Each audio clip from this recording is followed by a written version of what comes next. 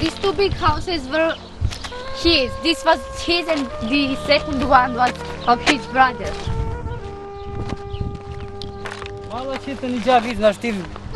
It's better if he doesn't go there. He doesn't feel very well.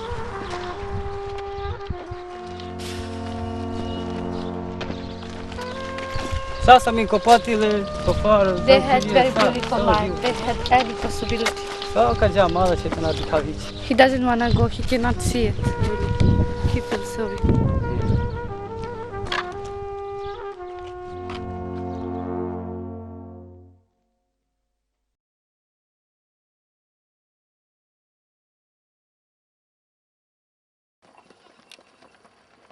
On June 16, 1999, 4 days after victorious NATO troops occupied Kosovo, roving bands of ethnic Albanians attacked almost every Gypsy community in Kosovo. More than 100,000 Gypsies, Roma, Ashkali, and Egyptians, were chased out of their homes, which were then looted and destroyed. Now, in what was once the largest Gypsy community in Kosovo, and a thriving neighborhood of more than 8,000 people, only sheep live and graze among the ruins. Most of Mitrovica's Gypsies escaped abroad. The rest, about 800, found shelter in an empty schoolhouse. After several months, the United Nations High Commissioner for Refugees took charge of them. The UN called them IDPs, internally displaced people, and decided to house them in tents and hurriedly built shacks, a temporary solution for 45 days, until these homeless people could be returned to their original neighborhood or taken to another country. Today, 6 years later, about 500 of these Mitrovica Gypsies are still here.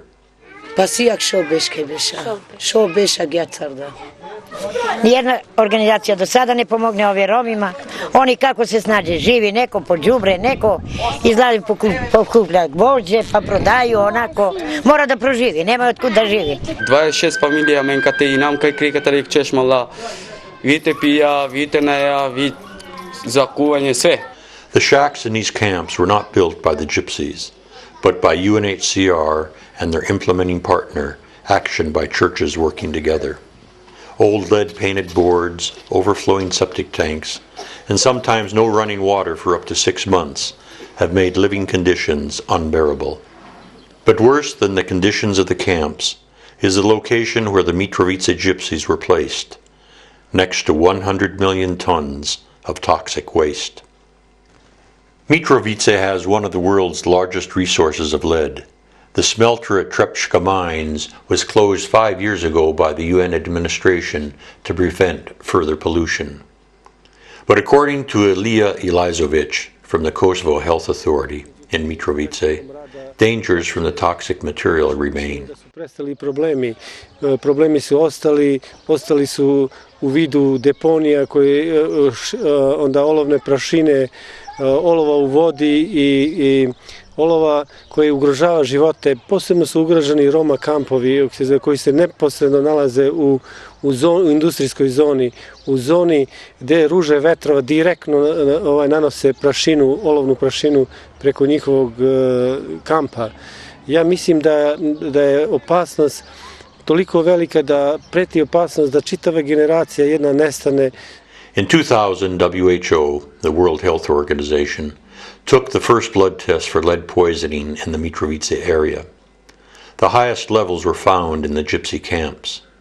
In fact, the levels were so high that a special report prepared for the UN recommended immediate evacuation of the camps and fencing off of the toxic land so other people couldn't accidentally enter. The UN not only kept the camps open, but also built a jogging track and sports ground between two of the camps and the toxic slag heaps. Called the Alley of Health, the UN sign advises using these sporting facilities to inhale the odor of health.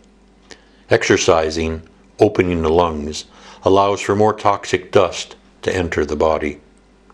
Dr. Milana Stojanovic works for the Institute of Public Health in Mitrovica. In the past year, she has tested more than 60 Gypsy children from the camps for lead poisoning. Došla sam do podataka da deca u izbjegličkim kampovima Česmin Lug, Kablar i Žitkovac imaju visoke koncentracije olova u kapilarnoj krvi. Bilo kakva iskustva sa ovakvom populacijom, sa ovako visokim nivom olova na jednom tako malom prostoru. Dr. Stojanovic's results show most of the children with lead levels higher than 65 micrograms per deciliter, the highest level her equipment could measure. 3 micrograms per deciliter is the normal level of lead for people living in Germany. At 10 micrograms per deciliter, litigation cases are accepted by courts in the state of New York. 65 micrograms per deciliter, the lead levels in the camps, constitute a medical emergency requiring immediate evacuation. Hai giardam con dottore, on prostini sarde cerde rezultate rate. I hoću anche sile 650 za rezolo. Hala sile kala problema katara olovo. Ha nam kufa ruslovi tinjara čavren. Tili činimpe. Običi sarde tšim tinjaren la nigde ništa. Sad si opuvkajci otrove od tekata. Andor kjer sa šamaj šukar, ni olovi, ni ništa, ni avili čere. Sara veljamo, ker šo beška te sema men. Pa katero sa stipekana sama se nama rečera, čavrisi sa original. Vi sa ste, vi kova, vi na svako inače. A pisa vilam kate, vi bi pajesko, vi bi higijensko, a se higijena najas kanči.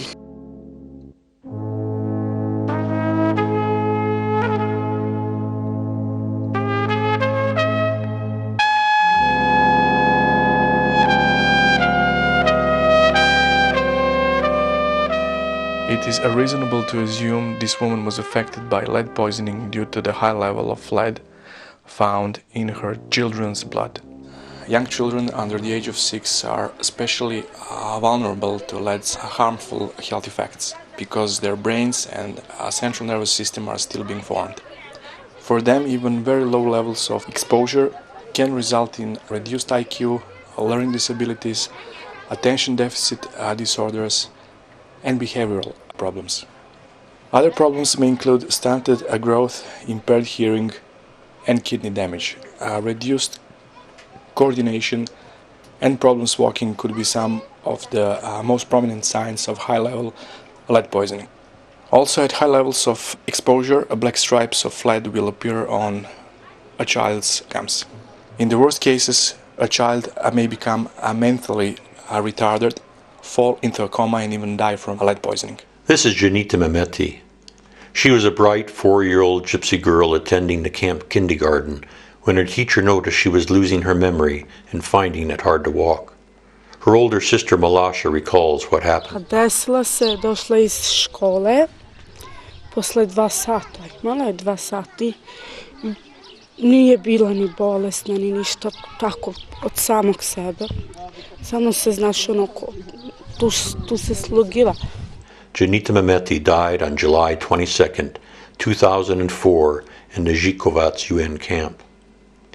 In December 2004, Janita's 2-year-old sister Nikolina started showing the same symptoms. The local health authority requested permission from the UN health officer in Mitrovica to take Nikolina to Belgrade for treatment.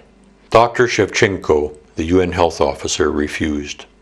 In April, after seeing Nikolina having convulsions and falling in and out of consciousness, a local NGO, Kosovo Roma Refugee Foundation, took Nikolina to a hospital in Belgrade where she was treated for lead poisoning. To date, Nikolina and her family are the only ones to have escaped from the UN camps and be medically treated. They now live in the small village of Preluge, 20 kilometers from the source of poisoning, where an American donor has bought them a small piece of land to build a new home. Despite Nikolina's improved condition, Her father is still concerned about her health. Pa nisam neke probleme imao sa ovu drugu decu. Svako 2 godine, svako je pregovorilo i što. Problem je sa ovo dete što ona već 2,5 godine ima. Ono hoda pomalo, vidite, ali da govori ne može. All children conceived in the camps will have irreversible brain damage. So what is being done about it? After 6 years and 29 deaths, the UN is not following medical advice and evacuating the camps.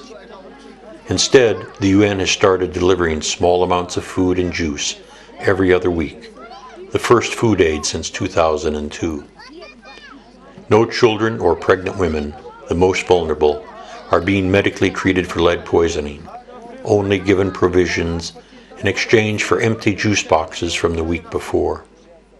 The UN administration in Kosovo says the only solution is to send the Gypsy IDPs back to their old, destroyed neighborhood in South Mitrovica. All fear to return. Tina Gidic, a Romani staff member for Society for Threatened Peoples, was afraid for her own safety on a recent visit to the old Mahala while making this film. We were waiting in event in the old Mahala. I was with my Romani friend who is the driver, and one group of Albanians came and they threatened us. They said that we have to get lost from that Mahala and we don't have rights to go there. So I think if IDPs from the camp ever go back to that Mahala, they will always have problem with Albanians, and I think they will burn down their houses again. Most people wonder what the solution will be, including Gushani Skender, one of the leaders of the IDP camps. Te kampe moglo bi se samo da se te kampovi zatvore da bi se preneseli u van treće zemlje, jer uslovi dalje voditi tih ljudi nijedna opština neće da prihvate, jer smo mi jednostavno jedan narod koji svako želi da ih skida u svojim. Zajednica je napravila katastrofalnu grešku izgradnjom tog naselja u neposrednoj blizini, nije se vodilo računa i to je kobno i tragično po sve žitelje, ako se zove, a posebno Rome. Deca mi je bolestan, žena mi je bolestan, možda i ja sam bolestan. Svi su djeca nervozan, i žena i ja. Džavi, sada i kući da nam daje, ne treba ni kući ni ništa. Does this little girl have any hope for a better life? She was born in a camp built on toxic wasteland. She was born with irreversible brain damage. The UN is turning a blind eye to her plight. Will you too?